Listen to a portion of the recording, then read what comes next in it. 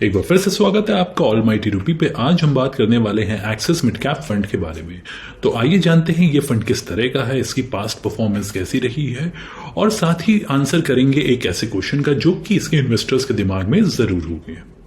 ये एक mid cap category का फंड है, यानी इसको मिनिमम 65% पैसा अपना मिड कैप इक्विटीज में पार्क करना होता है। रिमेनिंग 35% पैसा ये या तो ये डेट मार्केट में पार्क कर सकता है, या मिड कैप कंपनीज को छोड़ के ये लार्ज कैप या स्मॉल कैप में भी पार्क कर सकता है। आइए बात करते हैं स्कीम टाइप की। तो ये एक ओपन एंडेड फंड है, यानी आप इसमें किसी भी टाइम पैसा लगा सकते हैं, चाहे लमसम हो चाहे SIP हो। ये इंडियन इक्विटीज या फॉरेन इक्विटीज में इन्वेस्ट कर सकता है, लेकिन एज ऑन डेट इसका फॉरेन इक्विटी इन्वेस्टमेंट 0 है।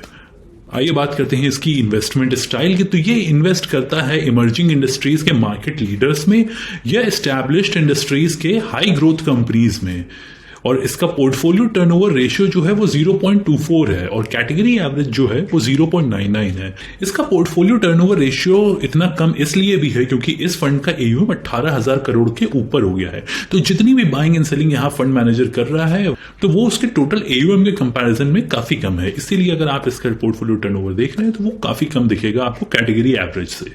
आइए बात करते हैं फंड की डिटेल्स की। तो फंड लॉन्च हुआ था 18 फरवरी 2011 को। इसका टोटल AUM एज ऑन 31 जुलाई 18,676 करोड़ रुपए है। और इसमें अगर आप इन्वेस्ट करना चाहते हैं, तो आप अगर लमसम करना चाहते हैं तो आपको 5,000 रुपए मिनिमम डालने होंगे। अगर आप SIP करना चाहते हैं तो 500 रुपए पर मंथ से आप इसमें SIP कर सकते हैं। अगर एग्जिट लोड की बात करें तो अगर आप 12 महीने के पहले अपनी यूनिट सेल करते हैं तो 10% यूनिट पे तो आपको कोई एग्जिट लोड नहीं लगेगा, लेकिन जो रिमेनिंग 90% यूनिट्स हैं उस पर आपको 1% एग्जिट लोड देना होगा। अगर आप 12 महीने के बाद बेचते हैं तो उस पर आपको किसी भी तरह का कोई एग्जिट लोड नहीं देना होगा। S&P BSE 150 mid cap TRI इसकी बेंचमार्क इंडेक्स है।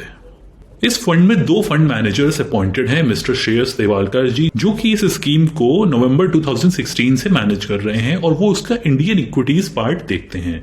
दूसरे फंड मैनेजर हैं मिस्टर हितेश दास जी, जो कि दिसंबर 2020 से फंड के साथ हैं, और ये उसके फॉरेन सिक्योरिटीज के लिए रिस्पॉन्सिबल है। लेकिन इस फंड में कोई भी फॉरेन सिक्योरिटीज का एक्सपोजर नहीं लिया गया है।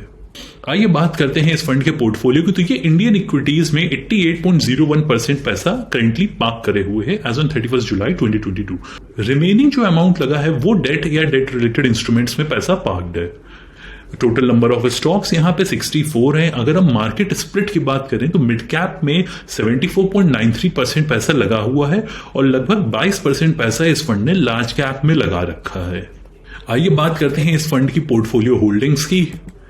अगर हम पोर्टफोलियो होल्डिंग्स देखेंगे तो वो कुछ इस तरह की आपको दिखेंगी, और इस फंड ने 22% पैसा लार्ज कैप में और लगभग 74% पैसा मिड कैप कंपनीज में लगा रखा है। टोटल इंडियन इक्विटीज में लगभग 88% पैसा लगा हुआ है। आप जैसे देख सकते हैं काफी ज्यादा इसमें भी डाइवर्सिफिकेशन करने की कोशिश करी गई है।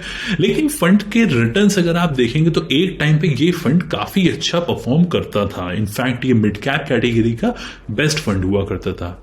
अब आइए बात करते हैं एक ऐसे क्वेश्चन की जो कि इसके इन्वेस्टर्स के दिमाग में जरूर होंगे कि अगर आपने ऑलरेडी इसमें इन्वेस्ट कर रखा है एक टाइम पे, तो इस फंड ने काफी अच्छी परफॉर्मेंस दी थी। इनफैक्ट ये अपनी मिड कैप कैटेगरी का एक टाइम पे बेस्ट परफॉर्मिंग फंड हुआ करता था, लेकिन अभी पिछले कुछ सालों से यहाँ पे बहुत ही एवरेज परफॉर्मेंस इस फंड में देखने को मिल रही है। तो हमें यहाँ पे क्या करना चाहिए? तो देखिए, यहाँ पे आपको एक चीज देखनी पड़ेगी कि आपने अगर मिड कैप कैटेगरी में इन्वेस्ट किया तो पूरी कैटेगरी कैसी परफॉर्म कर रही है। उसके लिए आइए समझते हैं इस एक्सेल को। यहां पे मैंने S&P BSE mid cap 150 TRI index ले ली है, जो कि इसकी बेंचमार्क है। ये हमारा एक्सिस मिड कैप फंड है रोड नंबर 6 में, और यहां पे बाकी मैंने मिड कैप कैटेगरी के और भी फंड्स लिख रखे हैं। हमारे पास उनका AUM है, 1 वीक रिटर्न है, 1 मंथ रिटर्न है, 6 मंथ रिटर्न है, ईयर टिल डेट का रिटर्न है, 1 ईयर रिटर्न है, 2 ईयर एनुअलाइज्ड रिटर्न है, 3 ईयर एनुअलाइज्ड रिटर्न है, 5 ईयर एनुअलाइज्ड रिटर्न है हमारे पास। और साथ में हमने यहाँ पे कुछ पर्टिकुलर ड्यूरेशंस के भी लिखा है कि 1 जनवरी 2015 से 31 दिसंबर 2019 तक का हमें इन सारे फंड्स ने और बेंचमार्क ने क्या रिटर्न्स दिए हैं। 1 जनवरी 2020 से 31 दिसंबर 2020 तक का कितने रिटर्न्स आए हैं, यानी कैलेंडर ईयर 2020 में कितने रिटर्न्स बने हैं। उसके बाद है हमारा कैलेंडर ईयर 2021, यानी 1 जनवरी 2021 से 31 दिसंबर 2021 तक का क्या रिटर्न्स आए हैं। ये हमने इसलिए बनवाया क्योंकि यहां पे हमें आखिर ये समझ में आए कि एक फंड जो कि मिड कैप कैटेगरी का बेस्ट परफॉर्मिंग फंड था काफी टाइम से, वो अचानक से बिलो एवरेज रिटर्न्स कब से देने लग गया, और क्या रीसेंट टाइम्स में उसमें इंप्रूवमेंट हुई है, ये हम लोग जानेंगे इस टेबल से। और साथ में आप जो ये ऑरेंज कलर से हाईलाइटेड सेल्स देख रहे हैं, ये वो रिटर्न्स हैं जिसमें कि वो पर्टिकुलर फंड अपनी बेंचमार्क इंडेक्स को बीट नहीं कर पाया है। जैसे कि अगर हम लास्ट 6 मंथ्स में देख रहे हैं तो एक्सिस मिड कैप ने 7.7% के एब्सोल्यूट रिटर्न्स दिए हैं और हमारी benchmark S&P BSE mid cap 150 TRI ने हमको 10% रिटर्न दिया है। तो यहाँ पे नहीं बीट कर पाए, इसलिए ये सेल ऑरेंज से हाईलाइटेड है। सेम तरीके से आपको इसमें दिखेगा, ये ऑरेंज सेल सिर्फ यहाँ पे हमने हाईलाइट कर रखे हैं और साथ में हमने यहाँ पे देखा हुआ है कि इस पर्टिकुलर रेंज में बेंचमार्क ने क्या क्या रिटर्न्स दिए हैं और जहां पे हमें अंडर परफॉर्मेंस दिखी है वहां पे हमने ऑरेंज से हाईलाइट कर दिया है। अगर आप ये रिटर्न्स देखेंगे जो हम लोगों के अभी करंट डेट से, अगर हम last 1 year, last 2 year, last 3 year से देखेंगे तो यहाँ पे हमें कंटिन्यूअस एक्सिस मिड कैप के केस में अंडर परफॉर्मेंस देखने को मिल रही है एज कम्पेयर टू बेंचमार्क। और कैटेगरी को भी यहाँ पे नहीं बीट कर पा रहे क्योंकि मिड कैप कैटेगरी के रिटर्न्स दरअसल बेंचमार्क के ऊपर ही चल रहे हैं। तो जब बेंचमार्क नहीं बीट हुई है तो कैटेगरी भी नहीं बीट हुई है। लेकिन हमें यहाँ पे ये पता करना है कि ये चीज आखिर शुरू कब से हुई। तो हम अगर 1 जनवरी 2015 से 31 दिसंबर 2019 तक का रिटर्न देखें, ये 5 इयर्स की हमारी विंडो है जिसमें हम देखेंगे कि एक्सिस मिड कैप फंड बहुत अच्छी परफॉर्मेंस दे रहा है। इनफैक्ट इस पूरे ड्यूरेशन में बहुत सारी चीजें हुई थी, डिमोनेटाइजेशन हुआ था, कैपिटल गेन टैक्स लगे थे, डिविडेंड डिस्ट्रीब्यूशन टैक्स लगाया गया था, इंडिया पाकिस्तान के बीच में भी थोड़ी सी फ्रिक्शन हुआ था। तो ये सारी चीजें, सारे इवेंट्स के बाद जो रिटर्न्स आखिर उस टाइम पे मिड कैप कैटेगरी के फंड्स और इंडेक्स बना रहे थे वो कुछ इस तरह के थे। इंडेक्स ने आपको 8.7% का CAGR दिया उस 5 ईयर विंडो में। क्वांट मिड कैप 5.8 पे था, PGI मीडियम मिड कैप 5.9 पे था। इनफैक्ट क्वांट मिड कैप उस टाइम पे क्वांट के नाम से जाना भी नहीं जाता था। एक्सिस मिड कैप उस टाइम पे 11.1% का दे रहा था और ये वही टाइम है जब एक्सिस मिड कैप बहुत अच्छा फंड माना जा रहा था। लेकिन अचानक से उसके बाद 2020 के अगर हम कैलेंडर ईयर की बात करें, यानी 1 जनवरी से 31 दिसंबर 2020 तक का अगर हम रिटर्न देखें तो कुछ चेंजेस यहां पे आपको देखने को मिलेंगे। एक्सिस मिड कैप फंड जो कि कैटेगरी में काफी ज्यादा अच्छे रिटर्न्स दे रहा था वो अचानक से एवरेज रिटर्न्स देने लग गया। यहां पे अभी भी ये बेंचमार्क को तो बीट कर रहा है, लेकिन अब हमको यहां पे देखने को मिल रहा है कि वो फंड्स जो कि 2020 के पहले अंडर परफॉर्म करते हुए चल रहे थे वो अचानक से काफी अच्छे रिटर्न्स देना शुरू कर देते हैं 2020 में। अब 2020 में दरअसल आया था कोविड और कोविड के टाइम पे बहुत सारे बिजनेसेस के काम करने का तरीका ही बदल गया। बहुत सारे ऐसे बिजनेसेस जो कि कोई एक्सपेक्ट नहीं कर सकता था कि ये बिजनेस कभी बंद होंगे, वो अचानक से वाइप आउट हो गए इंडस्ट्री से। तो बहुत सारे चेंजेस देखने को मिले और उन चेंजेस के बाद उस कैलेंडर ईयर में जो हमें रिटर्न्स एक्सिस की तरफ से देखने को मिले वो एवरेज रिटर्न्स थे, क्योंकि 27.8 अगर आप आइसोलेशन में देखेंगे तो ये रिटर्न्स आपको काफी अच्छे दिखेंगे। लेकिन अगर आप मिड कैप कैटेगरी में देख रहे हैं, क्योंकि एक हायर रिस्क आप ले रहे हैं जब आप मिड कैप में इन्वेस्ट करते हैं, और उस हायर रिस्क को लेने के बाद आपको जो रिटर्न्स दिखाई दे रहे हैं 27.8 वो एवरेज रिटर्न है। इनफैक्ट आपका SBI मैग्नम का भी रिटर्न उससे ज्यादा हो गया, जो कि एक काफी स्टेबल फंड है मिड कैप कैटेगरी के हिसाब से। यहां अभी बिलो पार परफॉर्मेंस हमें एक्सिस से इस कैलेंडर ईयर में देखने को नहीं मिली थी, लेकिन एवरेज रिटर्न्स देखने को मिलने लगे थे। वहीं पे अगर हम बात करें PGI medium mid cap opportunities, तो फंड ने काफी बेहतरीन रिटर्न्स देना शुरू करा था 2020 से। उसके बाद था क्वांट मिड कैप फंड जिसने कि उस टाइम से काफी अच्छे रिटर्न्स देना शुरू कर दिए। तो यानी 2020 का जो कैलेंडर ईयर था उस टाइम पे जो रिटर्न्स थे वो एक्सिस मिड कैप के थोड़ा सा खराब होना शुरू हो चुके थे। लेकिन जब कोई इन्वेस्ट कर रहा होता है तो वो बेसिकली पास्ट रिटर्न्स को देखता तो जरूर है कि पास्ट में इस फंड ने कैसी परफॉर्मेंस दी है। और इनफैक्ट जब इन्वेस्टर्स ने 2020 में ये देखा भी होगा तो उस टाइम पे एक्सिस मिड कैप फंड के रिटर्न्स बहुत ही अच्छे दिख रहे थे। अगर किसी ने 5 इयर्स 3 इयर्स या सिंस इंसेप्शन रिटर्न देखे होंगे उस टाइम पे, तो एक्सिस मिड कैप के रिटर्न्स काफी बढ़िया दिख रहे होंगे। अगर कोई रोलिंग रिटर्न्स भी एनालाइज करके इन्वेस्ट कर रहा है तो वहां पर रोलिंग रिटर्न्स भी बहुत ही बढ़िया आ रहे होंगे। तो उस बेसिस पर लोगों ने एक्सिस मिड कैप फंड में इन्वेस्ट तो किया और उस टाइम पे जो रिटर्न्स मिल रहे थे वो एवरेज रिटर्न्स थे, बेंचमार्क को तो एटलीस्ट वो बीट कर रहा था। लेकिन उसके बाद हम यहां पे देखते हैं जो अगला कैलेंडर ईयर आया, यानी 1 जनवरी 2021 से 31 दिसंबर 2021, वहां पे दरअसल एक्सिस मिड कैप के परफॉर्मेंस बहुत बेकार हो गई। इनफैक्ट वो अपने बेंचमार्क को इस बार बीट करने में इस कैलेंडर ईयर में नाकाम साबित हुआ। वहीं पे अगर हम कैटेगरी के बाकी फंड्स देखेंगे तो उनने काफी अच्छी परफॉर्मेंस दी है। इनफैक्ट आप यहां पे देखेंगे तो कोटक इमर्जिंग इक्विटी फंड जो लगभग इसके सेम परफॉर्मेंस दे रहा था, उसने भी लगभग यहां पे बेटर परफॉर्मेंस देने की कोशिश करी है। इनफैक्ट वो बेंचमार्क को बीट करने में कामयाब भी हो गया। लेकिन एक्सिस मिड कैप का यहाँ पे जो केस था, उसने यहाँ पे बिलो पार परफॉर्मेंस देना शुरू कर दिया था 2021 से। तो उस टाइम पे जिन भी इन्वेस्टर्स ने 2019 में पैसा लगाया, 2020 में लगाया, उनके जो रिटर्न्स बने वो काफी कम बने एज कम्पेयर टू जो कि पूरी कैटेगरी ऑन एन एवरेज दे रही थी। 2020 के पहले एक्सिस मिड कैप जिस तरह से परफॉर्म कर रहा था, यानी जो उसका पोर्टफोलियो था, जिस बेसिस पे स्टॉक सेलेक्ट करे गए थे, वो उस फंड के लिए काफी अच्छे परफॉर्मेंस दे रहे थे 2020 के पहले तक का। लेकिन ईयर 2020 के बाद से जो चीज हमको यहां पे देखने को मिल रही है वो ये है कि जो पोर्टफोलियो उस टाइम पे बना हुआ था, वो पोर्टफोलियो अच्छी परफॉर्मेंस नहीं दे पाया।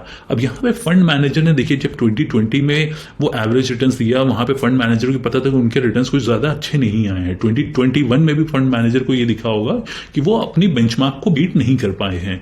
तो फंड मैनेजर इस टाइम पे चेंजेस करा होगा और वो चेंजेस के परफॉर्मेंस हमको अगले ईयर में रिफ्लेक्ट होनी चाहिए। देखिए, जो भी चेंजेस यहाँ फंड मैनेजर ने करे, एटलीस्ट अपनी बेंचमार्क को बीट करने में वहां पे कामयाबी हासिल करनी चाहिए थी फंड को। लेकिन जो भी चेंजेस फंड मैनेजर ने करे, उसके बाद भी अगले अगर हम कैलेंडर ईयर को देखें, जो कि हमारा 2022 है, तो उसके हमारे रिटर्न्स इस फील्ड में मौजूद हैं। ये हमारे YTD रिटर्न्स हैं, यानी 1 जनवरी 2022 से टिल डेट तक का। तो यहां पे हमें एक बार फिर से देखने को मिलता है कि एक्सिस मिड कैप सिर्फ इकलौता फंड है इस पूरी लिस्ट में जिसने हमें नेगेटिव 0.6% रिटर्न बना के दिए हैं। इनफैक्ट वो अपनी मिड कैप इंडेक्स को बीट नहीं कर पाया है इस कैलेंडर ईयर में भी। तो ये कंसेक्यूटिव 2 कैलेंडर ईयर होने जा रहे हैं जब वो अपनी इंडेक्स को बीट नहीं कर पाया। अभी तो ये साल एंड हुआ नहीं है, लेकिन साल के एंड होने तक का हम लोग देखेंगे क्या इस कैलेंडर ईयर में भी एक्सिस मिड कैप अपनी इंडेक्स को अंडर परफॉर्म ही करेगा या यहाँ पे हमको वो आउट परफॉर्मेंस देखने को मिलेगी। लेकिन अब एज एन इन्वेस्टर मैं क्या यहाँ पे सोचता हूँ, जब मैं अपना पैसा किसी भी मिड कैप कैटेगरी में लगा रहा हूँ, मैंने एक हायर रिस्क ली है मिड कैप में आके, तो मेरी एक्सपेक्टेशन होती है कि मुझे हायर रिटर्न्स जनरेट होकर मिले। लेकिन यहाँ पे अगर हमें देखो तो 2020 के पहले जो रिटर्न्स थे वो तो ऑन अ हायर साइड थे, लेकिन 2020 के बाद पूरी स्टोरी एकदम अलग दिख रही है हम लोग को कि फंड जो है कोविड के बाद से परफॉर्म तो कर रहे हैं। अगर आप आइसोलेशन में कोई भी रिटर्न देखेंगे तो वो आपको बेकार नहीं दिखेगा, लेकिन जब आप कैटेगरी से कंपेयर करते हैं कि मिड कैप कैटेगरी ने कैसे रिटर्न दिए हैं, उस सिनेरियो में हमें दिख जाता है कि फंड के जो रिटर्न्स हैं वो बिलो कैटेगरी एवरेज और बिलो बेंचमार्क हैं। तो एज एन इन्वेस्टर मैं किसी भी ऐसे फंड में नहीं चाहूंगा कि जो बेंचमार्क है उसको भी नहीं बीट कर पा रहा हो वो फंड, तो उस तरह के फंड में मैं पैसा लगाना नहीं चाहूंगा। लेकिन इसका ये मतलब नहीं है कि ये फंड जो है ये एकदम ही बेकार हो गया इसका, क्योंकि AUM जो है वो 18,676 करोड़ का हो गया है। अब देखिए, इतना बड़ा AUM जब हो जाता है तो फंड मैनेजर भी यहाँ पे कोई ड्रास्टिक स्टेप्स नहीं ले सकता है अपने पोर्टफोलियो में, वो भी धीरे धीरे ही पोर्टफोलियो में चर्निंग कर रहा होता है। लेकिन हमको यहाँ पे लगभग 2.25 साल हो चुके हैं, ये 2 कैलेंडर ईयर्स और लगभग 8 महीने इस कैलेंडर ईयर में हो चुके हैं। तो जब हमारे लगभग 2.25 साल हो चुके हैं, फंड मैनेजर ने अपने हिसाब से हर महीने कुछ ना कुछ यहाँ पे चेंजेस किए होंगे पोर्टफोलियो में, लेकिन हमको यहाँ पे इंप्रूवमेंट देखने को नहीं मिल रहा है इस फंड के रिटर्न्स में। तो जब हमको नहीं मिल रहा है रिटर्न्स, तो हमें किसी और फंड में देखना जरूरी हो जाता है, क्योंकि अगर हम यही एक्सपेक्ट करते रहेंगे कि मेरा ये एक्सिस मिड कैप फंड जिसमें मैंने ऑलरेडी इन्वेस्ट कर रखा है इतने ज्यादा टाइम से, यही मुझे अच्छे रिटर्न्स देगा, तो हम लोग बहुत ज्यादा रिटर्न्स बीच में लूज कर रहे हैं। इनफैक्ट अगर आप लास्ट 1 ईयर का देखेंगे तो इस फंड ने हमको 2.6% रिटर्न दिए हैं। वहीं पे अगर आप लिस्ट में से कोई भी और फंड देखेंगे तो वो लगभग 10% के ऊपर रिटर्न दिए हैं। तो ये हमारे लिए एक तरीके से अपॉर्चुनिटी लॉस हो रही है कि हमने तो इस फंड में मिड कैप में पैसा लगाया, मिड कैप का फंड है, अच्छे रिटर्न देगा हमको, इसने हमको लेकिन सिर्फ लगभग 2.5% रिटर्न ही बना के दिए हैं, जो कि हमारे सेविंग्स अकाउंट से भी कम है। और बाकी जो कैटेगरी के फंड्स हैं उनने हमें 10% के ऊपर दिए, ने तो 20% के ऊपर दे दिए हैं।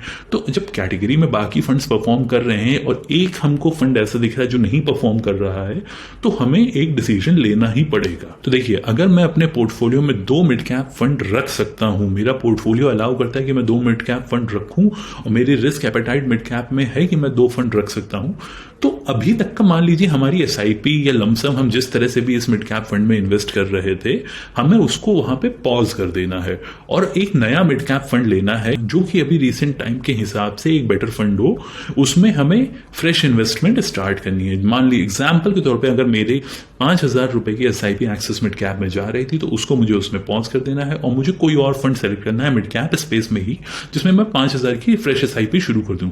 तो मेरा यहाँ पे मिड कैप में भी जो अमाउंट था वो एज एज इट इज है, लेकिन अब मेरे फ्यूचर इन्वेस्टमेंट्स जो हैं वो मेरे दूसरे मिड कैप फंड में यहां से जाने लगेंगे। तो इन केस अगर एक्सिस मिड कैप परफॉर्म करता है फ्यूचर में जाके कभी, तो मेरा जो अमाउंट लगा हुआ है वो मेरा ग्रो होगा, और साथ में मुझे एक दूसरा मिड कैप फंड भी मेरे पोर्टफोलियो में आ गया जो कि मुझे अच्छी परफॉर्मेंस दे रहा है। तो यहां पे मुझे एक ये चीज देखने को मिल जाएगी कि मेरे पोर्टफोलियो में 2 मिड कैप फंड हो गए, मुझे थोड़ा सा बेटर डाइवर्सिफिकेशन देखने को मिल गया, और मैं एटलीस्ट एक मिड कैप फंड में नहीं बंधा हूं कि मैंने पैसा तो मिड कैप में लगा दिया लेकिन रिटर्न्स मुझे सेविंग्स अकाउंट के भी नहीं मिल पा रहे हैं। तो वो चीज कम से कम मेरे साथ नहीं होगी यहाँ पे। इनफैक्ट अगर आप लास्ट 1 मंथ का भी आप अगर रिटर्न देखेंगे तो सारे फंड्स जो हैं उनने हमको 4% के एंड अबव रिटर्न दिए हैं। सिर्फ एक्सिस मिड कैप फंड था जिसने हमको लीस्ट रिटर्न दिए हैं इस पूरी लिस्ट में। तो ये हमको दिखाता है कि जो फंड है वो अभी रिसेंट टाइम्स में भी स्ट्रगल कर रहा है बेंचमार्क को बीट करने में और कैटेगरी एवरेज को बीट करने में। अगर आप चाहते हैं कि मैं अपने पोर्टफोलियो में सिर्फ एक ही मिड कैप फंड रखूं, तो फिर आप पूरा amount mid cap axis mid cap से निकाल के किसी और मिड कैप फंड में पार्क कर सकते हैं। अगर आप जानना चाहते हैं कि कौन से मिड कैप करंट सिनेरियो में काफी अच्छी परफॉर्मेंस दे रहे हैं और फ्यूचर में वो कंसिस्टेंटली अच्छे करते रहेंगे, तो उसके ऊपर मैंने एक ऑलरेडी वीडियो बना रखा है, आप उस वीडियो को चेक कर सकते हैं। उसका लिंक मैं डिस्क्रिप्शन में और आई बटन में डाल दूंगा, आप वहां से उसको देख सकते हैं। तो ये थे 2 ऑप्शन जो कि एग्जिस्टिंग इन्वेस्टर्स यहां पे कर सकते हैं। या तो आप एग्जिस्टिंग अमाउंट को एज इट इज एक्सेस के साथ छोड़ दीजिए और फ्रेश इन्वेस्टमेंट किसी दूसरे मिड कैप फंड में स्टार्ट करिए, या फिर आप कंप्लीटली अपने पूरे अमाउंट को किसी दूसरे मिड कैप फंड में ही पार्क कर दीजिए अगर आप सिर्फ एक फंड रखना चाहते हैं अपने पोर्टफोलियो में। तो ये था video axis mid cap fund के ऊपर। अगर आपको वीडियो अच्छा लगा हो तो लाइक जरूर करिएगा, कमेंट्स में बताइएगा कि आपको कैसा लगा, और चैनल को सब्सक्राइब करना ना भूलें। Thank you.